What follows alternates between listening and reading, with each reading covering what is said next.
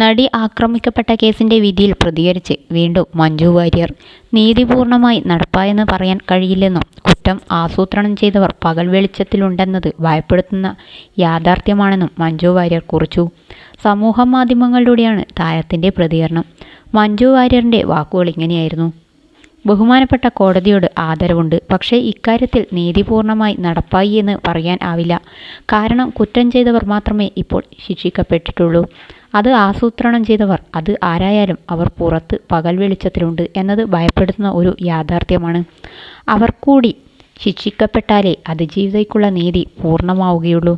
പോലീസിലും നിയമ സംവിധാനത്തിലും ഞാനുൾപ്പെടെയുള്ള സമൂഹത്തിനുള്ള വിശ്വാസം ദൃഢമാകാൻ അതുകൂടി കണ്ടെത്തിയേ തീരൂ. ഇത് അവൾക്ക് വേണ്ടി മാത്രമല്ല, ഈ നാട്ടിലെ ഓരോ പെൺകുട്ടിക്കും, ഓരോ സ്ത്രീക്കും, ഓരോ മനുഷ്യർക്കും കൂടി വേണ്ടിയാണ്. അവർക്ക് തൊഴിലിടങ്ങളിലും തെരുവിലും ജീവിതത്തിലും സധൈര്യം തലയുയർത്തിപ്പിടിച്ച് ഭയപ്പാടില്ലാതെ നടക്കാൻ കഴിയുന്ന സാഹചര്യം ഉണ്ടായേ തീരൂ. അന്നും ഇന്നും എന്നും അവൾക്കൊപ്പം.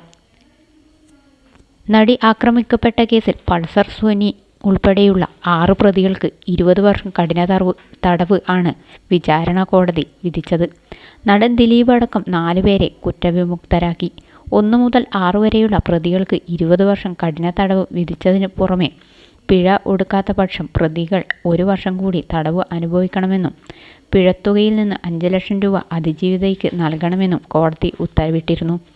കേസിൽ വിചാരണ കോടതിയിൽ നിന്നും പരിപൂർണ നീതി കിട്ടിയില്ലെന്ന് public prosecutor advocate V Ajayakumar പ്രതികരിച്ചിരുന്നു. സംഭവത്തിൽ ഒരു ഗൂഢാലോചന നടന്നിട്ടുണ്ടെന്ന് ആദ്യം പൊതു ഇടത്തിൽ തുറന്നു പറഞ്ഞത് മഞ്ജു വാര്യരായിരുന്നു. പ്രോസിക്യൂഷന്റെ കേസിലും ശക്തമായ മൊഴി നൽകി ഒപ്പമുണ്ടായിരുന്ന വ്യക്തിയാണ് മഞ്ജു വാര്യർ.